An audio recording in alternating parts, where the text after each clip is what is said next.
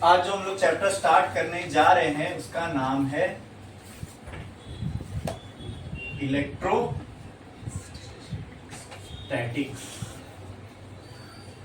ठीक है, ये चैप्टर का नाम। अब मैंने आपसे कहा कि अभी जो हम लोग ये चैप्टर स्टार्ट करने जा रहे हैं, ये सीरीज ऑफ चैप्टर की एक शुरुआत है। क्यों मैं ऐसा कह रहा हूं सीरीज ऑफ चैप्टर की शुरुआत है? क्योंकि यहां पे इसको पहले मैं इसके नाम से आपको समझाता हूं तो आपको और क्लियरली समझ में आएगा।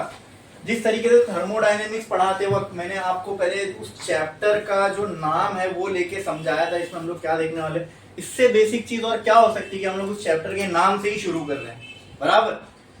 तो यहां पर भी ये जो चैप्टर है इसका नाम क्या है? इलेक्ट्रोस्टैटिक्स। तो मैं काम करता हूं, इसको दो पार्ट्स में तोड़ देता हूं, एक है इलेक्ट्रो और दूसरा स्टैटिक्स। ठीक है, now here electro stands for charge. ठीक है, इलेक्ट्रो किसके लिए स्टैंड करता है? चार्ज के लिए। और हमने थर्मोडायनेमिक्स में ये समझ लिया था, डायनेमिक्स मतलब जब कोई चीज को किसमें स्टडी करो तो वो डायनेमिक्स के अंदर आती है, मोशन में। तो जब कोई चीज को रेस्ट पे स्टडी करेंगे तो वो किसमें आएगी? स्टैटिक में। ठीक है, तो बराबर। तो अगर मैं इन दोनों वर्ड से इस चैप्टर का एक छोटी सी ब्रीफली अगर इस चैप्टर को डिस्क्राइब करना चाहूं तो क्या मैं इसको बोल सकता हूं कि in electrostatics we are going to study charges at rest. ठीक है, मतलब ये चार्ज की फिजिक्स होने वाली है, चार्ज के बारे में हम लोग पढ़ने वाले हैं, और वो चार्ज जो किस पे हो? रेस्ट पे हो। अब मैं अपनी बात पे फिर से आता हूं, जो मैंने कहा था कि एक सीरीज ऑफ चैप्टर की शुरुआत होने जा रही है। क्यों ऐसा? क्योंकि देखो, अब आप चार्ज को किस पे पढ़ रहे हो? रेस्ट पे। मतलब चार्ज जब रेस्ट पे है तो उसकी पूरी फिजिक्स आप इस चैप्टर में देखोगे, बराबर बराबर। अब क्या होगा आगे आगे जब हम लोग चैप्टर्स में बढ़ेंगे, magnetic effect of electric current, EMI, ये सब चैप्टर हम जब देखेंगे तो वहां पे आप देखोगे कि ये जो चार्ज है जो अभी यहां रेस्ट पे है वो मूव होने लगा। मतलब जैसे ये चार्ज मूव होने लग जाएगा ना, अब ये फिजिक्स उसके ऊपर अप्लाई नहीं होगी, क्योंकि ये तो चार्ज एट रेस्ट की फिजिक्स है, बराबर। जब ये चार्ज मूव होने लग गया तो अब ये किसमें आ जाएगा? मोशन में। किसमें आ जाएगा? तो जैसी चार्ज मूव करने लग जाता है इट फॉर्म्स करंट। ठीक है, वहां से एक चैप्टर बना करंट इलेक्ट्रिसिटी, है ना अपने को सिलेबस में। हाँ, और जब करंट बनता है तो करंट की वजह से बनती है मैग्नेटिक फील्ड, बराबर। तो क्योंकि वो करंट बना क्योंकि वो मैग्नेटिक फील्ड बनी किसकी वजह से? That's why we have another chapter called as magnetic effect of electric current. आई बात समझ में? समझा आपको? तो इसलिए मैंने कहा ये एक सीरीज ऑफ चैप्टर की शुरुआत है। जब आपको रेस्ट पे चार्ज की स्टडी समझ में आएगी तो it will help you to understand those chapters. समझ में आया? क्लियर है? शुरू करें। तो अब ये अपने को देखो, स्टेट बोर्ड के सिलेबस में इलेक्ट्रोस्टैटिक को दो पार्ट में डिवाइड किया है। एक पार्ट 11th में है और एक पार्ट 12th में, और दोनों के ही नाम इलेक्ट्रोस्टैटिक्स ही है। 11th में भी इसका नाम इलेक्ट्रोस्टैटिक्स है, यहाँ पर भी इसका नाम इलेक्ट्रोस्टैटिक है। तो 12th का जो इलेक्ट्रोस्टैटिक है ना दोस्तों, वो लिटरली 11th का जहां आखिरी टॉपिक है उसके बाद का कंटिन्यूएशन ही यहीं से शुरू हुआ है। तो इसके लिए आप लोगों को 11th का इलेक्ट्रोस्टैटिक्स आना चाहिए, बहुत अच्छे से आना चाहिए, बहुत अच्छे से आना नहीं, क्योंकि इसका मैं अगर पहला ही डेरिवेशन लूं या पहला ही टॉपिक लूं ना, उसी में आखिरी के जो 11th का आखिरी टॉपिक है लीनियर डेंसिटी, एरियल डेंसिटी और वॉल्यूम डेंसिटी, वही कंसेप्ट इसमें यूज होंगे। अब बोलो कितने लोगों को मालूम है कि लीनियर डेंसिटी क्या है, एरियल डेंसिटी क्या है और वॉल्यूम डेंसिटी क्या है? पता है? मालूम है? कितने लोगों को मालूम है? बोलो, कितने लोगों को मालूम है? मालूम है? तो इसके लिए मैं अभी जो है जो भी इस चैप्टर के लिए रिक्वायर्ड है नॉलेज इलेक्ट्रोस्टैटिक्स की, मैं वो बताने जा रहा हूं, ठीक है? तो इसको ध्यान से सुनना, ठीक है? क्योंकि अब ये फिर दोबारा कभी नहीं होगा। यानी ये जो मैं अभी बताऊंगा ये आपका मैं बेस स्ट्रॉन्ग कर रहा हूं, ताकि जब हम यहाँ 12th के जो टॉपिक शुरू करें तो वो अपने को अच्छे से समझ में आए। ठीक है, क्लियर है? तो सबसे पहली चीज हमको देखना है, इलेक्ट्रोस्टैटिक किसकी स्टडी है? किसकी स्टडी है? किसकी स्टडी है? चार्ज एट रेस्ट की। मतलब वो रेस्ट पे हो या मोशन में हो, लेकिन ये स्टडी किसकी है? चार्ज की। किसकी? चार्ज। तो चार्ज तो मोशन में भी हो सकता है, यहाँ रेस्ट पे, ठीक है? तो मेजरली हमारा फोकस किस पे है? चार्ज पे। किसकी स्टडी है? चार्ज की, ठीक है? तो अगर हम लोगों को चार्ज को स्टडी करना है तो ये मालूम तो होना चाहिए होता क्या है, व्हाट इज चार्ज। कितना बेसिक सवाल पूछ रहा हूं मैं, इससे बेसिक कुछ हो सकता है क्या? चार्ज की स्टडी करने जा रहे हैं और हमने एकदम सबसे बेसिक सवाल से अपनी स्टडी की शुरुआत की कि व्हाट इज चार्ज। कोई बता सकता है आपके हिसाब से चार्ज क्या है?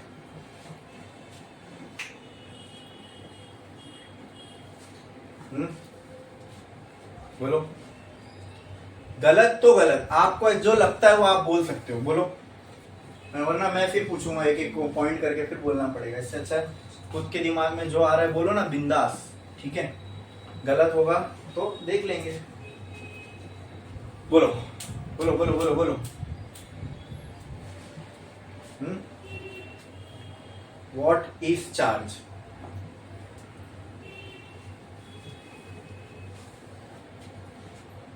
आप बताओ, आपके हिसाब से क्या लगता है आपको चार्ज क्या है? करंट। ओके, आपको क्या लगता है आपके हिसाब से चार्ज? Positive negative. और आपको क्या लगता है आपके हिसाब से क्या है चार्ज? बोलो बोलो, कुछ तो बोलना पड़ेगा, ये पूछा हूं तो बोलो जल्दी, जो समझ में आता है चार्ज वर्ड सुन के बोलो।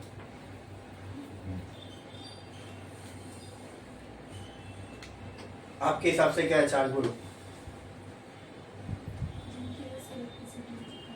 जिसकी वजह से, हाँ ठीक है। तो जो आपने अपने अपने हिसाब से बोले ना, किसी ने कहा पॉजिटिव नेगेटिव, ठीक है, those are type of charge जिसकी वजह से इलेक्ट्रो, तो आपने उस चार्ज का यूज बता दिया, ठीक है? तो बट मैं ये कह रहा हूं आपको डिफाइन करने के लिए कि चार्ज एक्चुअल में है क्या। यहाँ सब जगह चार्ज होगा, या इलेक्ट्रिसिटी में चार्ज यूज होता है, चार्ज ये टाइप के होते हैं, लेकिन मैं आपको पूछ रहा हूँ चार्ज है क्या, ठीक है? तो आओ देखते हैं चार्ज क्या है। बुक निकालो, चैप्टर का हेडिंग डालो, ठीक है? फिर नीचे आओ, एक लाइन छोड़ो, स्टार डालो और लिखो। लिखो, स्टार डालो, लिखो चार्ज। अब इसको अपन डिफाइन करने जा रहे हैं चार्ज को।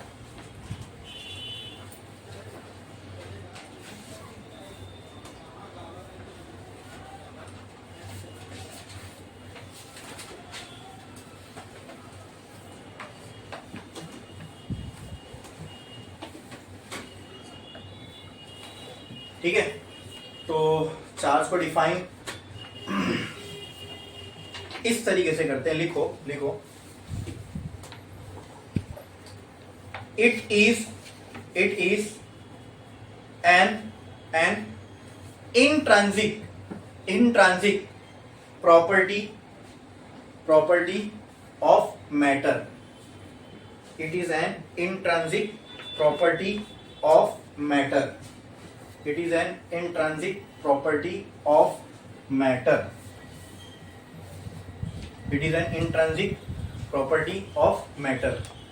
अब ये भारी भारी वर्ड आ गए इसके अंदर, इंट्रिंसिक प्रॉपर्टीज, मैटर, तो ये सब क्या है? तो अब देखो हम लोग चार्ज को डिफाइन करने जा रहे हैं, समझने जा रहे हैं, ध्यान से सुनना। मुझे आप बताओ, आप सब या ये दुनिया में जो कुछ भी है ये सब किससे बना है? एटम से। वेरी गुड, ठीक है। और एटम्स किससे बने हैं? अब ये तो हमको मालूम है ना कि एटम सबसे स्मॉलेस्ट चीज नहीं है, उससे भी छोटी चीज कोई है, पता है हमको, क्या है वो? एटम के अंदर क्या होते हैं? इलेक्ट्रॉन्स, ठीक है? क्या होते हैं? ठीक है। और भी कुछ होता है? नहीं, मॉलिक्यूल बहुत बड़ी चीज हो गई। मॉलिक्यूल में भी अंदर एटम, न्यूक्लियस होते हैं, और न्यूक्लियस के अंदर प्रोटॉन न्यूट्रॉन, लेकिन न्यूक्लियस की स्टडी अलग है, उसको हम लोग अलग से देखेंगे जब हम मॉडर्न फिजिक्स पढ़ेंगे, ठीक है, तब न्यूक्लियस की स्टडी हमको अलग से करनी है, बराबर। क्योंकि न्यूक्लियस के अंदर जो प्रोटॉन एंड न्यूट्रॉन होते हैं ना, वो आपस में बहुत ही स्ट्रॉन्ग फोर्स से जुड़े हुए होते हैं, जिसका नाम है स्ट्रॉन्ग न्यूक्लियर फोर्स, और उनको इफेक्ट करना इतना आसान नहीं है। तो मेजरली जितनी प्रॉपर्टीज आप एलिमेंट्स की देखते हो ना, that is because of electrons, ठीक है, मतलब वो यहाँ वहां जंप करते हैं, ठीक है, बॉन्ड बनाते हैं, उस वजह से ही उनको जो मटेरियल है उनको प्रॉपर्टीज मिलती है, बराबर। तो अगर देखा जाए तो ये जो इलेक्ट्रॉन्स है, ये बाय नेचर हर एलिमेंट को मिला हुआ है, बराबर बराबर, and electron is a type of charge, बराबर ना। इलेक्ट्रॉन पे जो चार्ज होता है वो कौन सा होता है, बोलो, नेगेटिव चार्ज होता है। नेगेटिव क्यों बोल, क्योंकि चार्ज के दो टाइप्स है ना, एक नेगेटिव और एक पॉजिटिव, तो उसमें से इलेक्ट्रॉन कौन से टाइप का चार्ज है, नेगेटिव, ठीक है।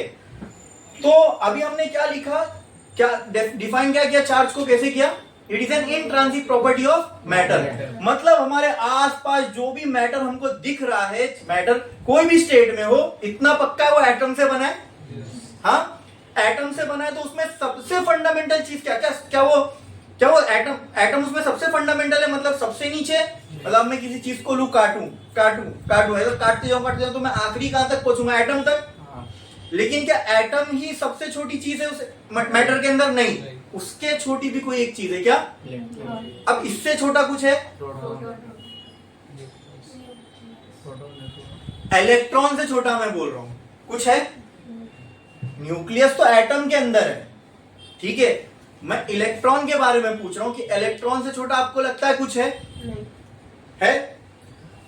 अच्छा, अगर फर्दर इलेक्ट्रॉन को हम लोग सब डिवाइड नहीं कर सकते, तो क्या मैं बोल सकता हूं ये जो सारे मैटर है ये कहीं ना कहीं इलेक्ट्रॉन से ही बने, हाँ, मतलब इलेक्ट्रॉन बनता है बेसिस ये सबकी फॉर्मेशन का, और ऐसी कुछ चीज जो इतनी बेसिक हो तो उसको मैं फंडामेंटल बोल सकता हूं। फंडामेंटल मतलब एकदम बेसिक चीज, किसी चीज के पास, किसी मैटर के पास जो सबसे बेसिक प्रॉपर्टी या सबसे छोटी प्रॉपर्टी हो सकती है, वो क्या है, वो क्या है, इलेक्ट्रॉन, क्या है, इलेक्ट्रॉन से बेसिक इस नेचर में कुछ नहीं हो सकता। आई बात समझ में, क्लियर है। इलेक्ट्रॉन किससे बना ये अभी तक हम लोग पता नहीं लगा पाए, हाँ, न्यूट्रॉन प्रोटॉन के बारे में मालूम है कि वो भी क्वार्ट्ज से बने हैं, आपके सिलेबस में नहीं है, लेकिन उनके बारे में हमको मालूम पड़ा कि वो भी क्वार्ट्ज से बने हैं, मतलब वो भी फंडामेंटल पार्टिकल नहीं हो सकते क्योंकि वो भी किसी से बने। अब हम जब अंदर किसी मैटर के जाते गए तो हमको ये पता चला कि इलेक्ट्रॉन तक पहुंच गया, अब इलेक्ट्रॉन से छोटी कोई चीज हमको नहीं मिली, ठीक है।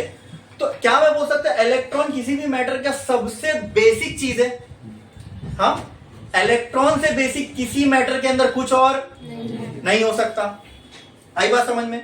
तो इंट्रिंसिक का मतलब ये होता है अ वेरी बेसिक प्रॉपर्टी, और a property given by nature, क्या, कोई चीज जो किसी के पास नेचुरली हो उसको हम बोलते हैं इंट्रिंसिक प्रॉपर्टी। क्या बोलते हैं, क्या बोलते हैं, क्या बोलते हैं, ठीक है, क्या बोलते हैं, इंट्रिंसिक प्रॉपर्टी, ठीक है। तो इंट्रिंसिक का बेसिक अगर मतलब मैं आपको पूछूं तो इंट्रिंसिक के दो तीन मतलब होते हैं, something which is very basic, something which is very fundamental, something which occur naturally, मतलब जो नेचर ने ऑलरेडी तुमको दिया हुआ है। आई बात समझ में, ठीक है। तो हमने चार्ज को कैसे डिफाइन किया, it is N intrinsic property of matter. क्या है चार्ज, एक मैटर की, मतलब बाय नेचर है उसके पास। क्या ये बात ट्रू है, क्या ये बात ट्रू है, बोलो, कुछ हो नहीं हो किसी मैटर में, इलेक्ट्रॉन होगा ही होगा, and it is a type of charge. समझ में आया, क्लियर है, क्लियर है। And it is something which is very basic in any matter. कोई भी एलिमेंट में सबसे बेसिक चीज क्या हो सकती है, क्या हो सकती है, आई बात समझ में, क्लियर है, क्लियर है। तो ये जो हमने चार्ज को डिफाइन किया कि it is N intrinsic property of matter, ये सबको अच्छे से समझ में आया कि क्यों, मतलब चार्ज को हम डिफाइन, मैं पूछा चार्ज क्या है, तो पॉजिटिव नेगेटिव तो चार्ज के टाइप्स है, मैं पूछ रहा हूं चार्ज क्या है। तो charge is an intrinsic property of matter. Property मतलब ये हर मैटर में होगा ही होगा, ठीक है। और इंट्रांजिक क्यों? क्योंकि इससे बेसिक किसी मैटर के अंदर कुछ नहीं हो सकता। एंड ये इंट्रांजिक और भी क्यों है? क्योंकि बाय नेचर ये दी गई है हर एक मैटर को। क्लियर है? हम भी, ये बुक भी, ये फैन भी, ये हर चीज जो आप दिख रही है, इसके अंदर सबसे बेसिक चीज क्या हो सकती है? एक इलेक्ट्रॉन, जो कि क्या है? एक चार्ज ही तो है। आई बात समझ में? क्लियर है? बोलो इसमें किसी को कोई डाउट है? मतलब चार्ज बेसिकली क्या है? किसी भी मैटर की बहुत ही फंडामेंटल प्रॉपर्टी, एकदम शुरुआती, एकदम बेसिक, ठीक है। जो किसने दिया है मैटर को? नेचर ने दी है। मतलब by nature it is given, naturally है वो। हमने दिया क्या किसी मैटर को आसपास को? नहीं, हम खुद उसी से बने हुए। तो हमारे पास भी कहां से आया? By nature. क्लियर है? समझ में आया? बोलो चार्ज का एकदम क्लियर है। अब चार्ज के दो टाइप्स हैं, कौन कौन से? एक होता है पॉजिटिव चार्ज और एक होता है नेगेटिव चार्ज, ठीक है। अब इनके कुछ बिहेवियर्स होते हैं। हमने देखा कि पॉजिटिव चार्ज और नेगेटिव चार्ज एक दूसरे से कैसे इंटरैक्ट करते हैं, नेगेटिव चार्ज और नेगेटिव चार्ज एक दूसरे से कैसे। तो उस हिसाब से इनके कुछ इंटरैक्शन को देखकर हमने ये पता लगाया कि अगर दो पॉजिटिव चार्ज एक साथ हो तो ये एक दूसरे को क्या करेंगे? रिपेल करेंगे। अगर दो नेगेटिव चार्ज एक साथ हो तो ये भी एक दूसरे को क्या करेंगे? रिपेल। और एक पॉजिटिव एक नेगेटिव चार्ज के एक साथ होते एक दूसरे को क्या करेंगे? अट्रैक्ट। मतलब जो अपोजिट सेंस के चार्ज है ये एक दूसरे को क्या करेंगे? अट्रैक्ट। और जो सेम सेंस के चार्ज है ये एक दूसरे को क्या करेंगे? रिपेल करेंगे। बोलो क्लियर है? ये था टाइप्स ऑफ चार्ज और ये उनका बिहेवियर, उनका इंटरैक्शन, मतलब आपस में एक दूसरे से कैसे इंटरैक्ट करेंगे, ठीक है। तो एक लाइन छोड़ो, लिखो there are two types of charge. There are two types of charge. There are two types of charge. One positive charge और second negative charge, ठीक है।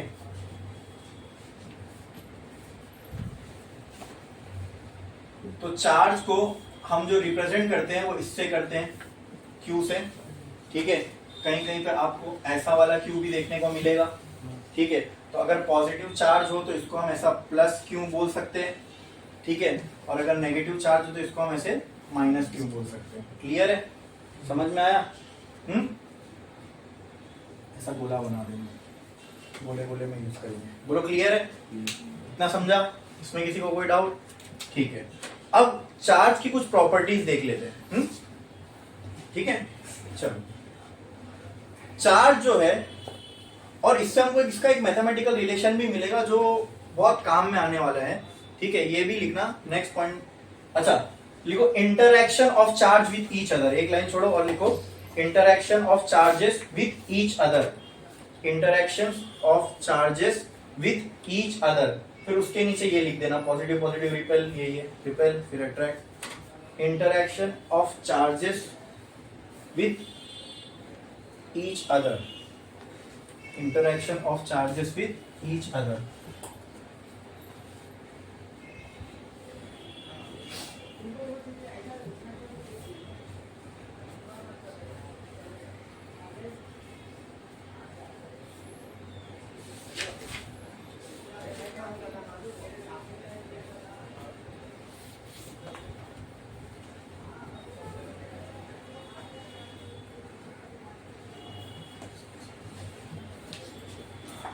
लिखा आपने? अब एक लाइन छोड़ो और लिखो charges are quantized in nature. Charges are quantized in nature. Charges are quantized in nature.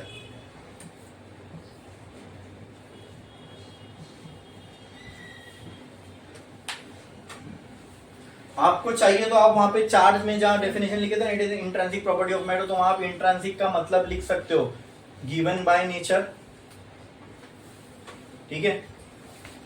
Basic property और फंडामेंटल प्रॉपर्टी, ठीक है। इससे आपको समझ में आ जाएगा कि कैसे हमने चार्ज को डिफाइन किया था। अच्छा, charges are quantized in nature, ये लिखे। अब ये भी एक भारी वर्ड आ गया, 11th में देखे थे ये, चार्जेस का क्वांटाइज होना क्या होता है? हाँ, क्वांटाइजेशन ऑफ चार्ज क्या होता है? बोलो बोलो बोलो। इतना भारी भारी वर्ड हम लोग सुन रहे हैं, क्वांटाइज होना चार्ज का, तो इसका मतलब कोई बता सकता है क्या होता है? कोई भी?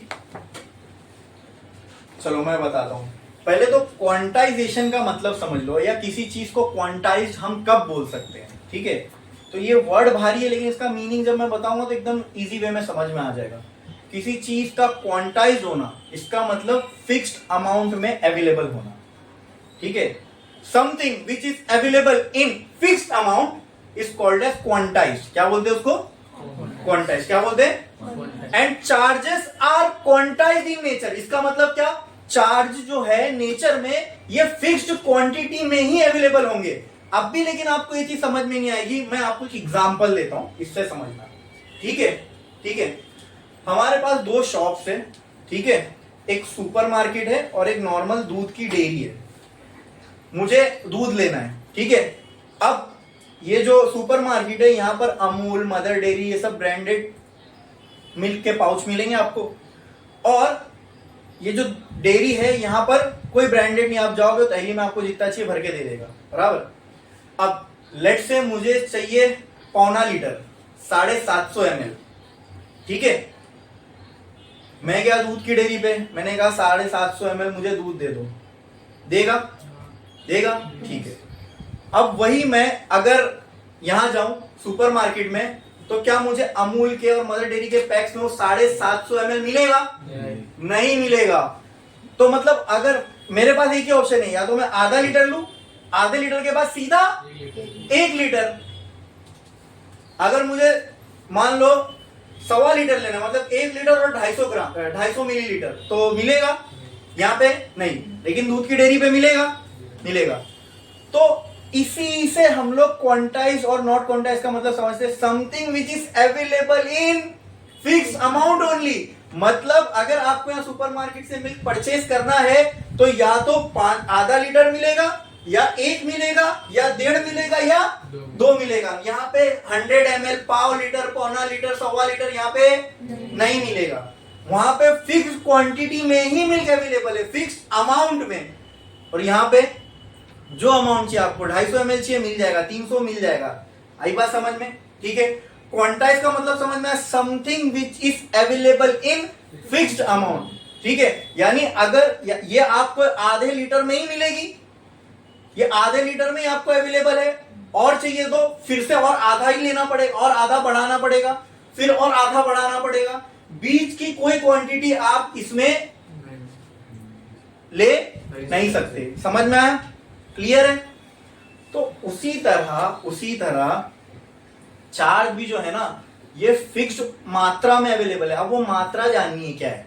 जैसे यहां पे थी आधा लीटर, ये फिक्स अमाउंट अवेलेबल था मिल्क का। अब अगर मुझे मिल्क चाहिए इससे ज्यादा, तो सीधी अगली क्वांटिटी कौन सी मिलेगी मुझे? 1 लीटर। फिर और चाहिए तो सीधा 1.5 लीटर, फिर और चाहिए तो सीधा, मतलब बीच की कोई क्वांटिटी में वो मिल्क वहां पे अवेलेबल मुझे नहीं होगा। इतना क्लियर है? उसी तरह चार्जेस आर ऑल्सो क्वांटाइज, मतलब चार्ज भी नेचर में फिक्स्ड क्वांटिटी में ही अवेलेबल है। अब ये फिक्स्ड क्वांटिटी है क्या? ठीक है, तो they are available in the fixed quantity of fundamental charge. क्या कहा मैंने? They are available in a fixed quantity of, तो लिखो नीचे। क्वांटाइज का मतलब आपको चाहिए तो सर्कल बना के वहां साइड में लिख दो, something which is available in fixed amount. इसको क्या बोलते हैं? क्वांटाइज हो जाना। क्या बोलते हैं? या अवेलेबल इन फिक्स्ड अमाउंट, इसको बोलते हैं क्वांटाइज होना किसी चीज का। उसके नीचे लिखो charges are quantized, charges are quantized in integral multiple of fundamental charge. Charges are quantized in integral multiple of fundamental charge. बोलो इतना क्लियर है? क्या क्लियर है? हमको देखो यहाँ पे जो मिल्क अवेलेबल था वो किसके मल्टीपल में अवेलेबल है? 500 के। 500 इंटू 1 मिलेगा या सीधा 500 इंटू या 500 इंटू, तो ये हो गया इंटीग्रल मल्टीपल ऑफ 500। आपको समझ में आया? ये जो एग्जांपल था हमारा वो क्या हो गया? Milk is available in integral multiple of 500। Integral का मतलब इंटीग्रेशन नहीं, यहाँ पे इंटीग्रल का मतलब इंटीजर्स। इंटीजर्स क्या होते हैं? Whole number. ठीक है, या तो एक 500, दो 500, तीन 500, 3.5 500 नहीं मिलेगा, 1.5 500 नहीं मिलेगा। आई बात समझ में? तो मिल्क, हमारे एग्जांपल में मिल्क जो अवेलेबल है वो इंटीग्रल मल्टीपल ऑफ 500 में अवेलेबल है। हमको किसको फाइंड करना है यहाँ पे? चार्ज के बारे में, कि चार्ज जो नेचर में अवेलेबल होगा वो भी फिक्स्ड क्वांटिटी में ही होगा, लेकिन वो फिक्स्ड क्वांटिटी तो जाननी है ना। तो अभी हमने क्या लिखा? Charge is available in integral multiple of, यही उसकी फिक्स क्वांटिटी है। ठीक है, अब ये भी जानने के लिए आपको ये पता करना पड़ेगा फंडामेंटल चार्ज क्या है।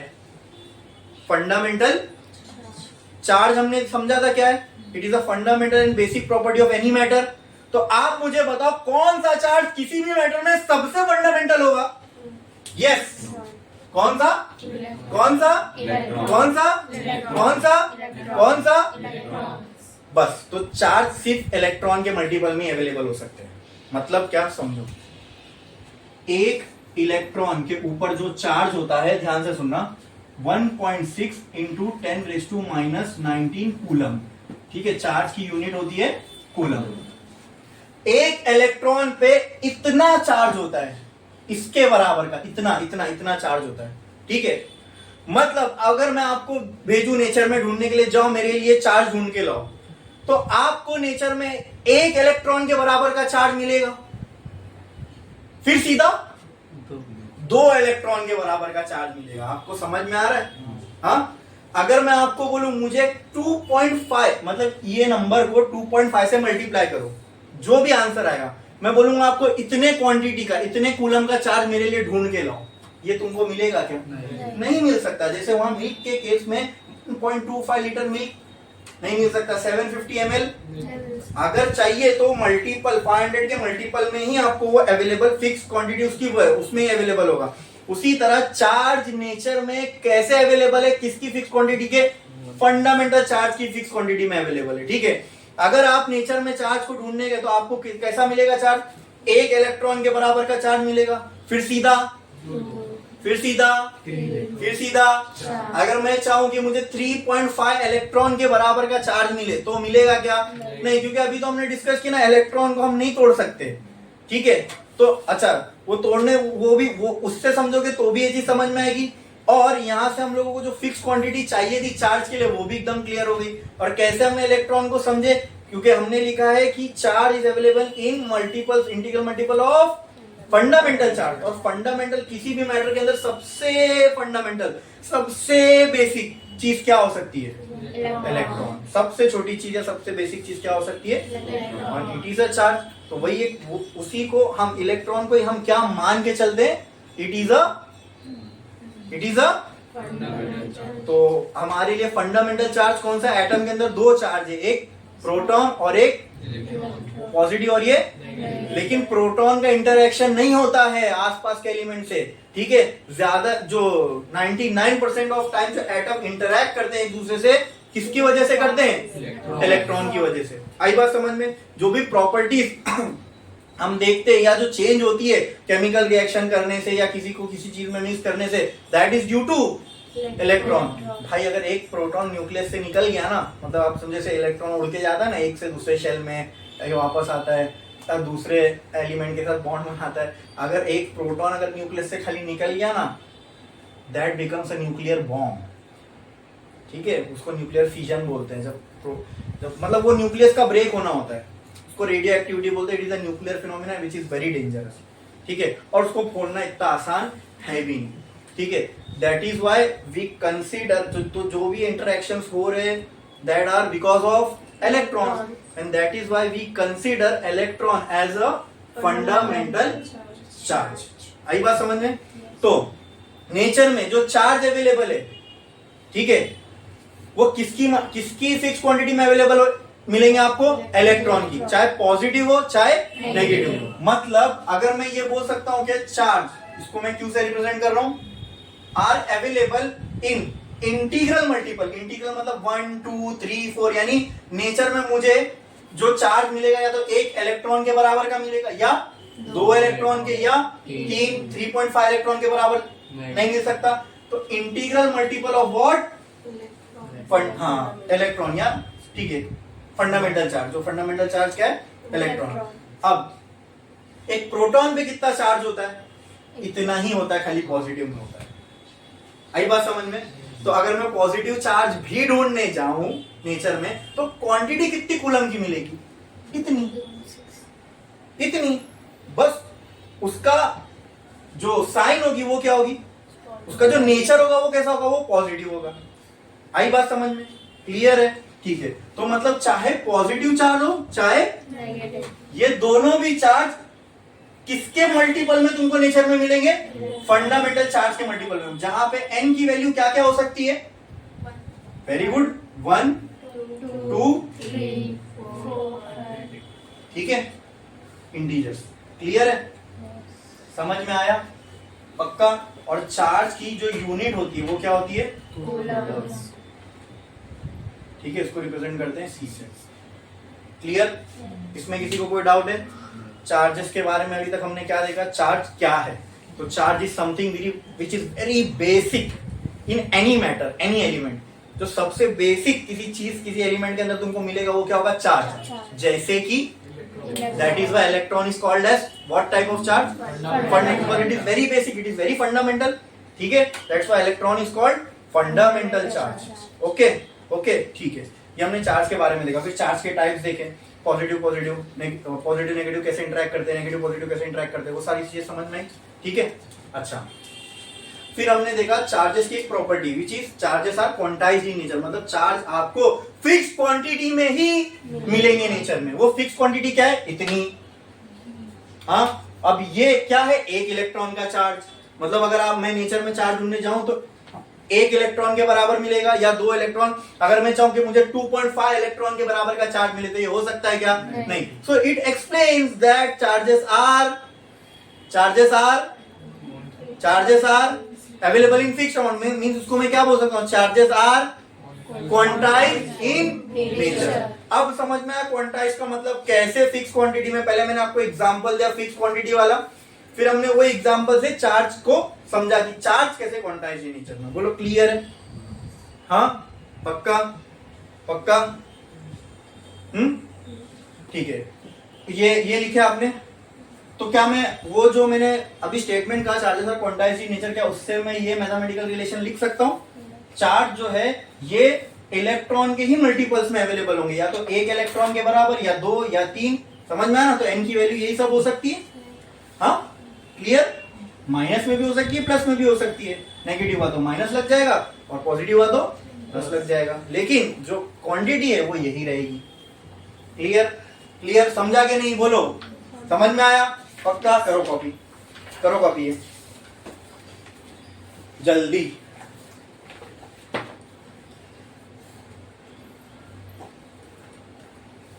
फटाफट करो।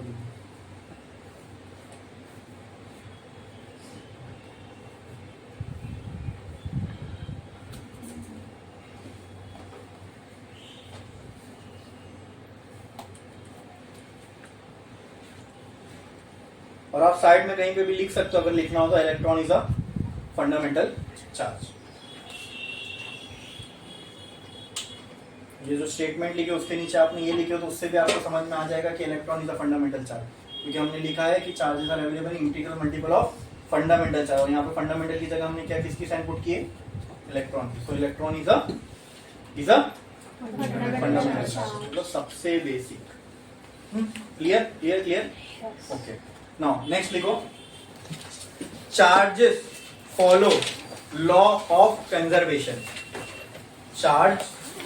Charges follow law of conservation.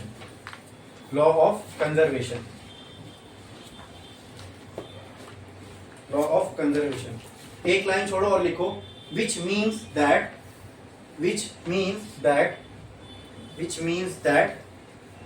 बहुत इंपॉर्टेंट स्टेटमेंट है ये, which means that charges can not be created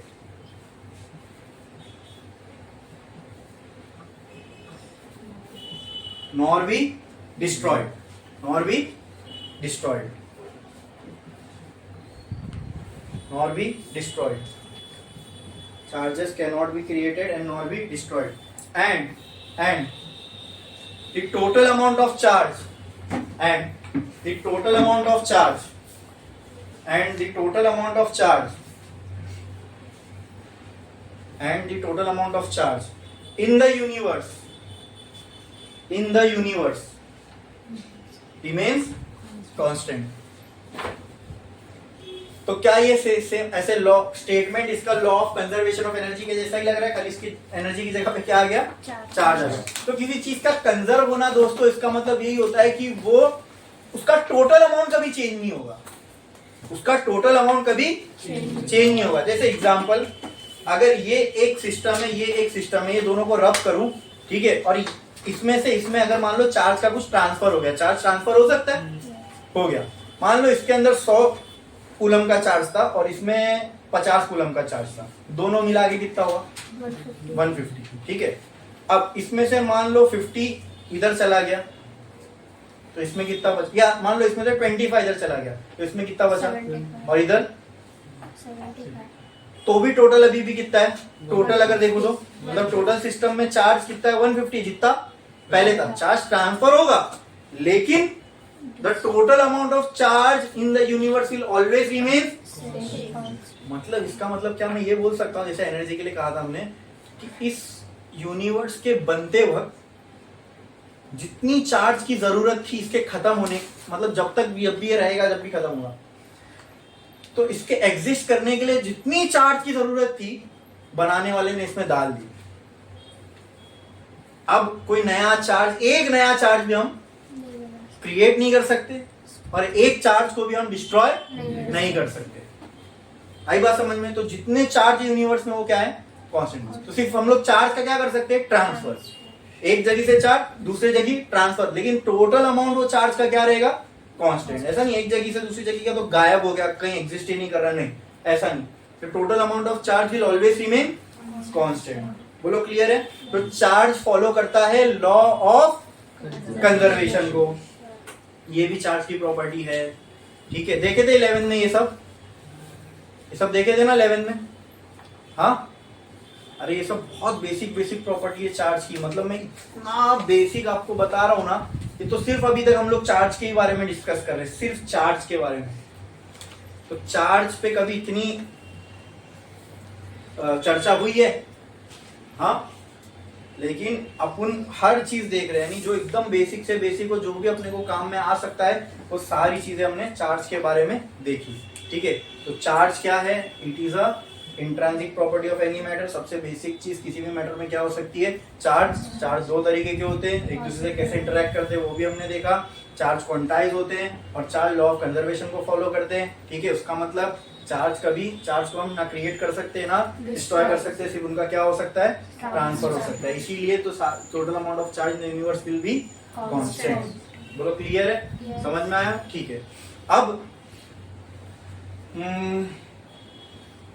कहीं पे मान लो, एक चीज बताता हूं, अभी हमने एक चीज डिस्कस की, वो ये कि अगर कहीं पे एक पॉजिटिव चार्ज है, ठीक है, और कहीं पे एक और पॉजिटिव चार्ज है, तो ये एक दूसरे को क्या करेंगे, रिपल। मतलब ये वाला चार्ज, मतलब लेट्स से मैं इस चार्ज को नंबर दे दिया 1 और इस चार्ज को नंबर दे दिया 2, ये चार्ज इसको पीछे ढकेलेगा, मतलब कहना है से ये इसको इस डायरेक्शन में फोर्स लगाएगा। तो कहना है say this is the force on charge 1 due to 2, हाँ। ये वाला चार्ज इसके ऊपर रिपेल करेगा, मतलब एक दूसरे को रिपेल करेंगे, तो क्योंकि तो ये इधर भागना चाहेगा और ये इधर, तो क्या मैं बोल सकता हूँ ये वाला चार्ज इस वाले चार्ज को वहां ढकेलेगा, ये डायरेक्शन में। तो कहना है से इस पे जो फोर्स लगेगा, force on charge 2 due to, तो F12 F21 का मतलब समझ में आया ना। F12 F21 नहीं है वो, दिस इज फोर्स और charge 1 due to 2, this is force on charge 2 due to 1। 2 के वजह से 2 पे 1 की वजह से लगने वाला फोर्स इस डायरेक्शन में, 1 पे 2 की वजह से लगने वाला फोर्स इस डायरेक्शन में। बोलो क्लियर है? बोलो क्लियर है? Yes. हाँ। और ये बात सेंस भी बन रही है कि दो पॉजिटिव चार्ज अगर हम आमने सामने रखेंगे तो एक दूसरे को रिपेल करेंगे। रिपेल मतलब एक दूसरे से दूर जाएंगे। मुझे आप बताओ, कोई चीज क्या अपने आप दूर जा सकती है एक दूसरे से? सिंपल, कोई चीज को मूव होना है, इट नीड फोर्स, उसको फोर्स चाहिए ही वहां पे। ठीक है, ठीक है। ओ, तो क्या मैं बोल सकता हूं कि ये चार्ज इस पे फोर्स लगा रहा होगा, ये चार्ज इस पे फोर्स लगा रहा होगा। क्लियर है? क्लियर है? क्लियर है? अच्छा, क्योंकि ये फोर्स एक चार्ज दूसरे पे लगा रहा है, so that is why we call, can I say this force is due to the charge? हाँ, अरे बोलो, बोल सकता हूं। एंड क्योंकि ये फोर्स जो है चार्ज एक दूसरे के ऊपर लगा रहा है एंड ये फोर्स चार्जेस की वजह से है, that is why we call this force as electrostatic force। क्या बोलेंगे इस फोर्स को? मतलब ये F12 को भी मैं इलेक्ट्रोस्टैटिक फोर्स ही बोलूंगा और F21 को भी मैं इलेक्ट्रोस्टैटिक फोर्स ही बोलो। इतना क्लियर है? क्या ये चीज समझ में? क्या इसमें किसी को कोई डाउट है? पक्का? पक्का? बढ़े आगे चलो। अब ये इस पे फोर्स लगा रहा है, ये समझ में आ गया, ये इस पे फोर्स लगा रहा है, ये भी समझ में आ गया। अच्छा, तो क्या इनके बीच में कुछ दूरी भी होगी? Let that distance be R, let that distance be R. और जब एक दूसरे को रिपेल करेंगे तो हो सकता है ये आर और बढ़ जाए। अगर पॉजिटिव नेगेटिव हो सकता है तो हो सकता है ये आर की वैल्यू कम हो जाए। क्लियर? समझ में? ओके। और दिमाग से आपके क्या लगता है, ये बात क्या सेंस बनाती है कि जैसे जैसे ये आर की वैल्यू बढ़ेगी, अगर रिपल्शन हो रहा है तो जैसे जैसे ये आर की वैल्यू बढ़ेगी तो इन दोनों के बीच में जो लगने वाला फोर्स है वो भी कम होता जाएगा। कि ये बात सेंस बना रही है? Yes. हाँ, तो इसके मैथमेटिकल रिलेशन से भी देखेंगे हम लोग। अच्छा, इतना तो मालूम है दोस्तों कि एक चार्ज दूसरे चार्ज पे फोर्स लगा रहे हैं, दोनों एक दूसरे पे फोर्स लगा रहे हैं, बराबर? क्लियर है? हाँ, ठीक है। बात आती कितना, इसको क्वांटाइज भी तो करना पड़ेगा ना, इसकी मैथमेटिकल वैल्यू भी तो कुछ होगी ना। हमको ये भी तो पता लगाना पड़ सकता है ना कि एक चार्ज दूसरे पे कितना फोर्स लगा रहा है सर। क्लियर है? जितना ये इस पे लगा रहा होगा उतना ही ये अपोजिट में इस पे लगा रहा होगा, लेकिन वो एक दूसरे पे जो लगा रहे वो है कितना। तो अगर कितना निकालना है तो उसके लिए क्या चाहिए? वेरी गुड, क्या चाहिए? And that formula is given to us by Coulomb's. इसलिए इस लॉ का नाम पड़ा कूलम्स लॉ। क्या पड़ा? Coulomb's law। एक लाइन छोड़ो, स्टार डालो और लिखो कूलम्स लॉ। लिखो। समझ में आ रहा है ना? जैसे जैसे अपन प्रोसीड कर रहे हैं, जो मैंने बताया कि हाँ ये होगा, ये होगा, ये होगा, फिर आ गए हम लोग किस पे? कूलम्स लॉ पे। लिखे आपने Coulomb's law?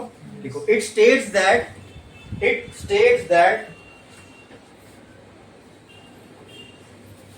the electrostatic force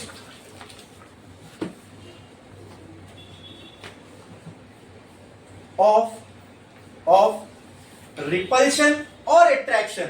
अब देखो यहां रिपल्शन हो रहा है, अगर ये एक चार्ज इसमें से कोई नेगेटिव होता तो, लेकिन वो केस में भी फोर्स तो इलेक्ट्रोस्टैटिक ही बोलते। हाँ, क्योंकि वो दोनों भी अगर अट्रैक्ट हो रहे हैं तो किसकी वजह से हो रहे हैं?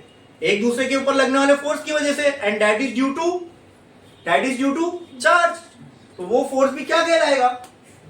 तो इलेक्ट्रोस्टैटिक फोर्स दोनों हो सकता है। Electrostatic force can be of repulsion and also of attraction. तो कूलम्ब लॉ क्या बोलता है?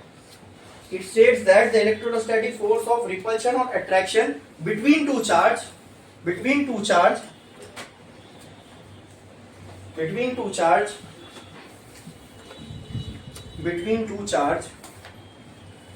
is directly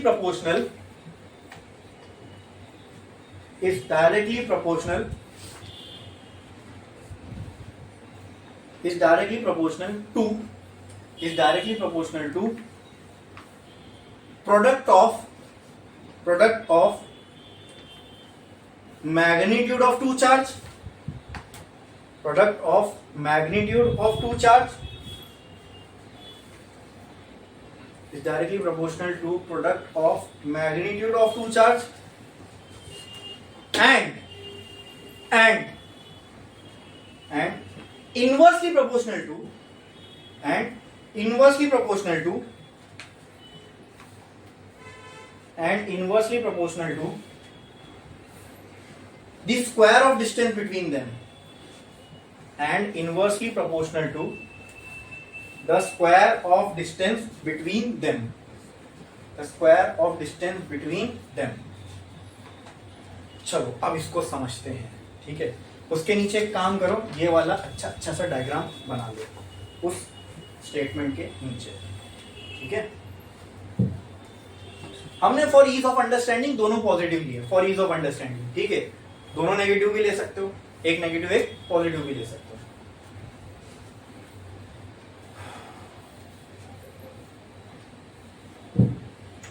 अच्छा, ये जो लॉ आपने पढ़ा लिखा ना अभी दोस्तों, ये लॉ आपको कुछ कुछ सिमिलर लग रहा है किसी और लॉ से? कौन सा है वो लॉ? हाँ, very good, it sounds similar to the law of gravitation, ठीक है। तो कहीं इसलिए मैं पूछा, कई बार एंट्रेंस में ये सब क्वेश्चन आते हैं, व्हाट इज द सिमिलैरिटी और differences between law of between Coulomb's law and law of gravitation, ठीक है। तो वहां पे दो मास होते हैं, यहाँ पे दो चार्ज है, ठीक है। Gravitational force is always attractive in nature, यहाँ पे रिपल्शन अट्रैक्टिव दोनों हो सकता है। आई बात समझ में? क्लियर है? समझा? पक्का? ओके। अच्छा, क्या लिखा हमने? जो अभी हमने लिखा है ना, एग्जैक्टली उसी को मैथमेटिकल फॉर्म में लाना है। पढ़ो, आप पढ़ो, क्या लिखा हमने? पढ़ो। It is stated that the electrostatic force of repulsion or attraction. यहाँ से यही मैंने आपको बताया, इसमें और ग्रेविटेशनल लॉ में यही फर्क है। वो ग्रेविटेशन में दो मास के बीच में, वहां अगर लॉ लिखते तो ऐसा लिखते, it states that the gravitational force of attraction between to masses. यहाँ पे क्या लिखा हमने? Repulsion attraction. तो मास में फोर्स ऑफ अट्रैक्शन होगा और ही होगा, और यहाँ पे अट्रैक्शन और रिपल्शन दोनों हो सकता है चार्जेस में, ठीक है। क्लियर है? अच्छा, हाँ, क्या लिखा हमने? The it states that the electrostatic force of attraction repulsion. हाँ, तो मैं बोल सकता हूँ कि ये कूलम्स लॉ बोलता है the electrostatic force of attraction और रिपल्शन। आगे बढ़ो। Between two charges is directly proportional to product of magnitude of directly बस product of magnitude of two charges. बस। क्या ये इलेक्ट्रोस्टैटिक, एफ इलेक्ट्रोस्टैटिक लिख दिया मैंने, इसी के बारे में बोल रहा है कूलम लॉ। कूलम लॉ बोल रहे हैं इलेक्ट्रोस्टैटिक फोर्स डायरेक्टली प्रोपोर्शनल होगा किससे? मैग्नीट्यूड। मैग्नीट्यूड का मतलब कुछ नहीं होता, वैल्यू। अगर एक चार्ज की वैल्यू है 10 कूलम, दूसरे चार्ज की वैल्यू है 10 कूलम, तो ये दोनों के मल्टीप्लिकेशन के डायरेक्टली प्रोपोर्शनल है। डायरेक्टली का मतलब सामने सामने लिखते हैं। तो इस चार्ज को लेट से मैं नाम दे देता हूं Q1, हाँ, 1 वाले चार्ज को मैं नाम दे देता हूं Q1 और 2 वाले चार्ज को मैं नाम दे देता हूं Q2। इलेक्ट्रोस्टैटिक फोर्स इन दोनों चार्ज के मैग्नीट्यूड के प्रोडक्ट से डायरेक्टली प्रोपोर्शनल है, तो मैंने मल्टीप्लाई भी कर दिया, हो गया इनका प्रोडक्ट। इन दोनों की जो भी वैल्यू होगी उसके ये डायरेक्टली प्रोपोर्शनल है, ठीक है। एंड आगे क्या बोलता, पढ़ो। Inversely proportional to यही electrostatic force is inversely proportional to the square of distance between them. अब ये जो है इनवर्सली मतलब अब इसको नीचे लिखना पड़ेगा डिनोमिनेटर में। इनवर्सली प्रोपोर्शनल है किसके? Square of distance between two charge. मतलब पहले तो ये देख लो डिस्टेंस बिटवीन टू चार्ज है क्या? आर। इसके स्क्वायर से इनवर्सली प्रोपोर्शनल है। तो क्या ये सही लिखा मैंने? हाँ। अब इन दोनों को जोड़ के एक इक्वेशन बनानी, तो क्या मैं ऐसे लिख सकता हूँ? F electrostatic is equal is directly proportional to Q1 Q2 by R square. अब ये याद रखना दोस्तों, जिनको ये बात नहीं मालूम है, ये एकदम बेसिक है, बहुत बेसिक है, बहुत बहुत बहुत नन्ही सी बात है। वो ये कि फिजिक्स में जब भी प्रोपोर्शनलिटी साइन हटती है और इक्वल टू आता है तो वहां प्रोपोर्शनल लग जाता है, ठीक है। हाँ, प्रोपोर्शनलिटी कांस्टेंट आएगा कुछ ना कुछ, ठीक है। क्या कहा मैंने? जब भी यहां से प्रोपोर्शनलिटी साइन हटेगी और इक्वल टू आएगा तो वहां पे कुछ ना कुछ प्रोपोर्शनलिटी कांस्टेंट लग जाएगा, ठीक है। क्योंकि हमको सॉल्व करना है तो वहां इक्वल टू लेके सॉल्व कर देना, ऐसा प्रोपोर्शनल लेके सॉल्व करते हैं क्या? नहीं। तो अब यहाँ इक्वल टू लग गया तो क्या आना चाहिए यहाँ पे? कांस्टेंट, और वो कांस्टेंट होता है K। क्या होता है? K। बताऊंगा मैं ये क्या है। दिस इज प्रोपोर्शनलिटी कांस्टेंट, ठीक है, क्लियर है, ठीक है। क्योंकि ये फोर्स है, इसकी यूनिट क्या होगी? अरे फोर्स है न्यूटन। फोर्स कोई भी हो ना भाई, इलेक्ट्रोस्टैटिक हो, न्यूक्लियर हो, फ्रिक्शनल हो, कोई भी फोर्स हो, फोर्स तो फोर्स है, उसकी यूनिट क्या होगी? न्यूटन होगी। हाँ, अब आते हैं के ऊपर। के जो कांस्टेंट है, मैं इसकी आपको वैल्यू फॉर्मूला भी बता रहा हूँ, इसकी स्टैंडर्ड वैल्यू वो भी दे दूंगा, ठीक है। इसका के इज 1/4 एप्सिलॉन नॉट। इसमें भी जो एप्सिलॉन नॉट आ रहा है ना, इसको बोलते हैं परमिटिविटी ऑफ वैक्यूम और परमिटिविटी ऑफ फ्री स्पेस, ये नाम है इसका, ठीक है। ये क्या है? प्रोपोर्शनलिटी कांस्टेंट है, बराबर। और इस के का भी एक अपना फॉर्मूला है, विच इज 1/4 एप्सिलॉन नॉट। ये सारे ही कांस्टेंट है, ये भी कांस्टेंट, ये भी कांस्टेंट, इसकी भी एक कांस्टेंट वैल्यू है। जब हम लोग आगे बढ़ेंगे चैप्टर में तो मैं इसको बताऊंगा, ठीक है। अच्छा, जब ये भी कांस्टेंट है, ये भी कांस्टेंट है, ये भी कांस्टेंट है, तो ये सबकी मिला के के की अपनी एक कांस्टेंट वैल्यू होगी। हाँ, वो भी अपन लिखेंगे, वो मैं लिखता हूं यहाँ पे। लेकिन ये मुझे आप बताओ कि आपको ये इलेक्ट्रोस्टैटिक फोर्स का ये पूरा मैथमेटिकल रिलेशन समझ में आया? ठीक है। अगर अपने को इलेक्ट्रोस्टैटिक फोर्स निकालना है, दो चार्ज दिए तो क्या हम लोग ये फॉर्मूला यूज करके निकाल सकते हैं? बोलो। अच्छा, अब यहां से देख के ना दोस्तों, मुझे एक चीज समझ में आती है, फोर्स और आर के बीच का रिलेशन। देखो, ये चार्ज एक बार जो हो गया, वो चार्ज की वैल्यू तो चेंज नहीं होगी। रिपल्शन की वजह से चार्ज की वैल्यू थोड़ी चेंज होगी। चार्ज अगर यहाँ 10 कूलम है, यहाँ 10 कूलम है, ये दूर भी जा रहा है तो भी ये 10 कूलम रहेगा, तो भी ये 10 कूलम रहेगा। इस फॉर्मूले में पूरे चेंज क्या हो सकता है? डिस्टेंस चेंज हो सकता है, उसी की वजह से एफ की वैल्यू चेंज होगी, बराबर। समझ रहा है कि नहीं समझ रहा है? यहाँ पे एफ की वैल्यू किसकी वजह से चेंज हो सकती है? आर की वजह से, बराबर। तो अगर मैं एफ और आर का ग्राफ बनाऊं तो it comes out something to be like this. F versus R का अगर मैं ग्राफ बनाऊं तो कुछ ऐसा बनता है, ठीक है। एंड दिस ग्राफ, ये जो ग्राफ है ये इसका है, F inversely proportional to 1/r² का। अरे ये r² से प्रोपोर्शनल है ना, इसको बोलते हैं इनवर्स स्क्वायर लॉ। मतलब ये जो ग्राफ है ये इतना कर इसलिए आया क्योंकि ये इनवर्स स्क्वायर लॉ फॉलो करता है। क्या करता है? Inverse square law. Inverse square law. इसका मतलब क्या सर? एक तो इनवर्सली प्रोपोर्शनल है और फोर्स सिर्फ इनवर्सली प्रोपोर्शनल नहीं है आर के, उसके स्क्वायर से इनवर्सली प्रोपोर्शनल है। इसका मतलब क्या? थोड़ा सा समझो। इसका मतलब ये दोस्तों कि अगर आर की वैल्यू थोड़ी भी बढ़ेगी, जो भी चीजें इनवर्स स्क्वायर लॉ फॉलो करती ना, सिर्फ अब आगे भी आप देखोगे कुछ चीजें और होंगी जो यहाँ पे एक क्वांटिटी है और नीचे एक क्वांटिटी है, और नीचे वाली क्वांटिटी स्क्वायर में है, तो ये क्वांटिटी एक दूसरे से किससे रिलेटेड है? Inverse square law. मतलब इन दोनों के बीच का रिलेशन क्या हम बोल सकते हैं? इनवर्स स्क्वायर लॉ फॉलो करता है। अब इसका मतलब क्या? सुनो ध्यान से। When ever any quantity have this relation of inverse square law, इसका मतलब क्या? एक के थोड़े भी बढ़ने से दूसरी पे बहुत ज्यादा फर्क पड़ेगा। जैसे कि एग्जांपल, अगर r की वैल्यू 1 है, ठीक है, तो 1 का स्क्वायर 1/1 फोर्स की वैल्यू कितनी आ गई? 1। ऐसे ही समझो। अब r की वैल्यू सिर्फ मैं 1 से बढ़ाता हूं, मतलब 1 की जगह मैंने क्या कर दिया? 2। अब देखो, 2 का स्क्वायर 4, बराबर, ठीक है। पहले वैल्यू क्या आ रही थी? 1। पहले क्या आ रही थी? आर की वैल्यू थोड़ी सी बढ़ गई। पहले तो बोलो, आर की वैल्यू बढ़ने से फोर्स बढ़ना चाहिए, कम होना चाहिए? कम होना चाहिए, ठीक है। तो देखते हैं इस वाले फैक्टर पे इसका क्या असर पड़ता है। जैसे ही मैंने 4 कर दिया, ये 1/4 हो गया। पहले एफ की वैल्यू 1 थी, अब 1/4 मतलब 4 आना। पहले 1 थी, 1/4 का मतलब 0.25 होता है ना भाई। 1 रुपया उसको 4 हिस्से में बांटो, एक को कितना मिलेगा? 4 आना ही मिलेगा ना। तो पहले जो वैल्यू फोर्स की 1 थी, अब कितनी होगी? 0. सीधा 75% डिक्रीज होगी। अरे बात समझ में? अब वापस से करो, आर को सिर्फ 1 यूनिट से बढ़ाओ, 1 यूनिट से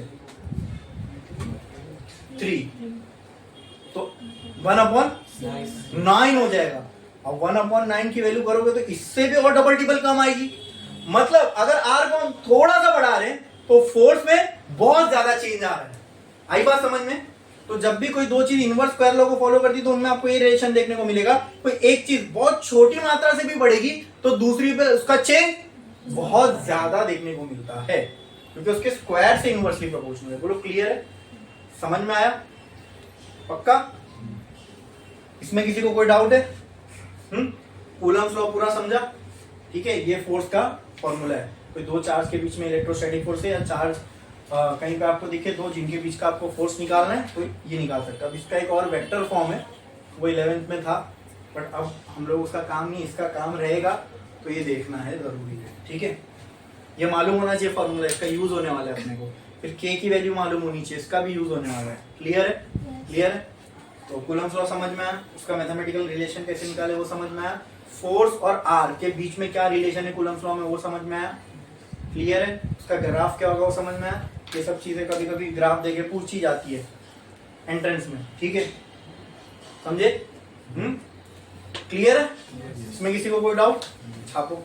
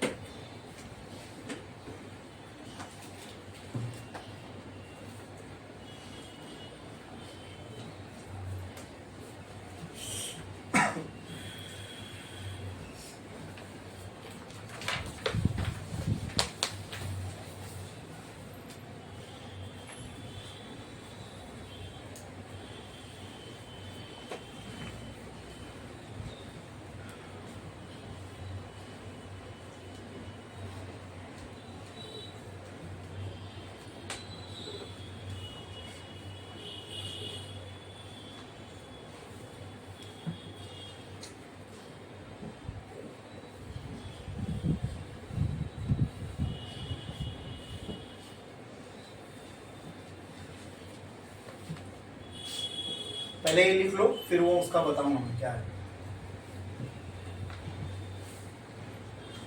लिखा आपने? देखो, मैंने आपसे कहा कि ये के में जो ये एप्सिलॉन नॉट है, सिर्फ एप्सिलॉन होता तो उसको बोलते हैं परमिटिविटी, वो एक प्रॉपर्टी है मटेरियल की। ठीक है, अब यहाँ पे क्या है, एप्सिलॉन नॉट है। क्या है? एप्सिलॉन नॉट का यहाँ नॉट लग गया मतलब there is nothing in the medium. Nothing मतलब कुछ नहीं। कुछ नहीं का मतलब ये कहाँ हो सकता है, जहां कुछ नहीं है वहां मतलब वैक्यूम है ना। देयर इज नथिंग मींस वो क्या, वैक्यूम। इसलिए इस एप्सिलॉन नॉट को हम बोलते हैं परमिटिविटी ऑफ वैक्यूम। तो आप लिख सकते हो उसका epsilon naught equal to permittivity of vacuum, या इसी को परमिटिविटी ऑफ फ्री स्पेस भी बोलते हैं। क्या बोलते हैं? Free space. ठीक है, और कहीं कहीं पे हम इसी वैल्यू को एज परमिटिविटी ऑफ एयर भी ले लेते हैं। ठीक है, अब ये कांस्टेंट है मटेरियल के लिए, ये दोनों तो कांस्टेंट है ही। तो जब ये सारे टर्म कांस्टेंट है, तो इसको जब 1 से डिवाइड करूंगा तो ये एक फिक्स्ड वैल्यू ही आएगी हमेशा। तो बार बार प्रॉब्लम में सॉल्व करने से अच्छा है ना इसकी फिक्स्ड वैल्यू मालूम कर लो। तो एप्सिलॉन नॉट की फिक्स्ड वैल्यू ये है, उस एप्सिलॉन नॉट को जब यहाँ पुट करोगे तो इसकी भी एक फिक्स्ड वैल्यू आएगी, वो ये है। समझ में आया? ये याद करना है अपने को। हाँ, तो कभी भी न्यूमेरिकल जब सॉल्व करोगे या कहीं पे भी के आएगा, तो वहां पे आप 1/4 का एप्सिलॉन पूरा डिवाइड मल्टीप्लाई करते बैठेंगे क्या?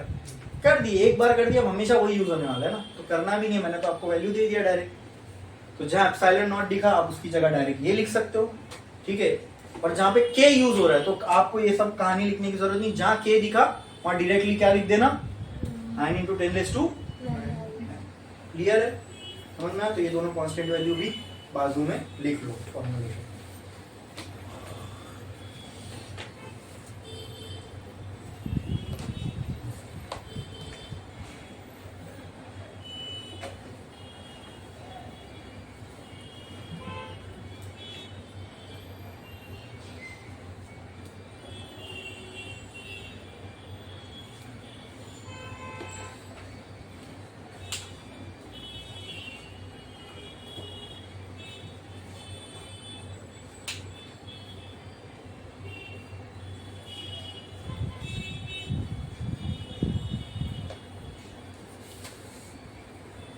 लिया आपने?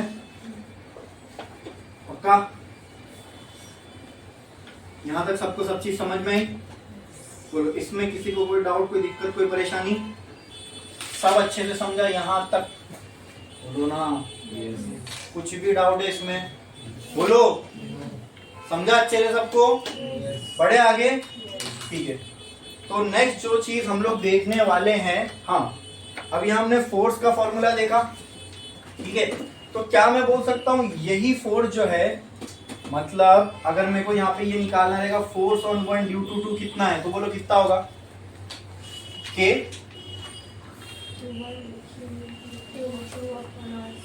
और अगर मैं आपसे पूछूं force on two due to one कितना है, तो कितना होगा? के,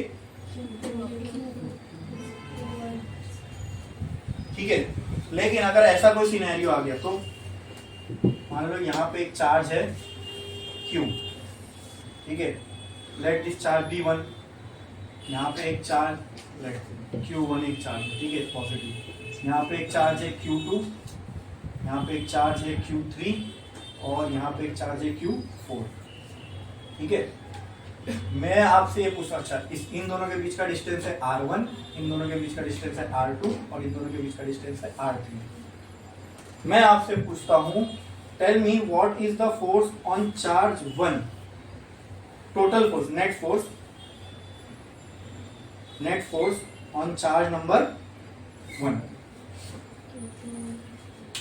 बोलो, अब पहले तो बोलो, क्या ये पॉजिटिव चार्ज है? ये भी पॉजिटिव, ये भी पॉजिटिव और मान लो ये भी पॉजिटिव है। क्या ये एक पॉजिटिव चार्ज है? क्या ये वाला चार्ज इस पे फोर्स लगाएगा? क्या ये वाला चार्ज इस पे फोर्स लगाएगा? क्या ये वाला चार्ज इस पे फोर्स लगाएगा? ठीक है। तो जब भी आप फिजिक्स में ऐसे सिचुएशन से डील करो ना कि जहां पे कोई एक चीज है और उसको आसपास की बहुत सारी चीजें इफेक्ट कर रही है, मतलब वो सेम ही फिजिकल क्वांटिटी है। जैसे यहाँ पे हमको इसके ऊपर लगने वाला फोर्स निकालना है, तो हमको पता है फोर्स ये भी लगाएगा, ये भी लगाएगा, ये भी लगाएगा। तो अब इसका जो हम रिलेशन निकालते हैं या इसका जो हम मैथमेटिकल फॉर्मूला निकालते हैं उसको बोलते हैं प्रिंसिपल ऑफ सुपरपोजिशन। क्या बोलते हैं? मतलब ये सब इस पे सुपर इम्पोज मतलब सब एक साथ इसके ऊपर क्या लगाएंगे? फोर्स लगाएंगे। आई बात समझ में? तो इसी ये क्योंकि ये सारे मिल के इतनी सारी जो ताकत है वो इस पे एक साथ झोंक रहे हैं, इसलिए इसके ऊपर मैं बोल सकता हूँ फोर्स सुपर इम्पोज हो रहा है। क्या हो रहा है? सुपर। तो जब भी कोई ऐसी सिचुएशन आएगी जहां पे आपको दिखे कि एक कोई फिजिकल यानी एक कोई बॉडी है, उसके ऊपर लाइन से मान लो उसके आमने सामने बहुत सारी बॉडीज है और वो सारी इसको इफेक्ट कर रही है, पर इसके ऊपर लगने वाला आपको नेट इफेक्ट निकालना है। क्या निकालना है? नेट इफेक्ट, मतलब टोटल इस पे क्या, इसके साथ क्या हुआ। तो वहां पे आप कौन सा प्रिंसिपल यूज कर सकते हो? Principle of. तो यहाँ पे आप एक लाइन छोड़ के हेडिंग लगा दो, principle of superposition for electrostatic force. Principle of superposition for electrostatic force. Principle of superposition for electrostatic force लिखा आपने?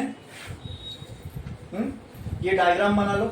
अच्छा डायग्राम मत बनाओ, अभी रुक जाओ, मुझे नेट फोर्स निकालना है। देखो नेट का मतलब मैंने आप लोग को बताया था, ठीक है, जब अपन घर पे वाईफाई लगाते हैं तो फिर फोन में क्या आता है?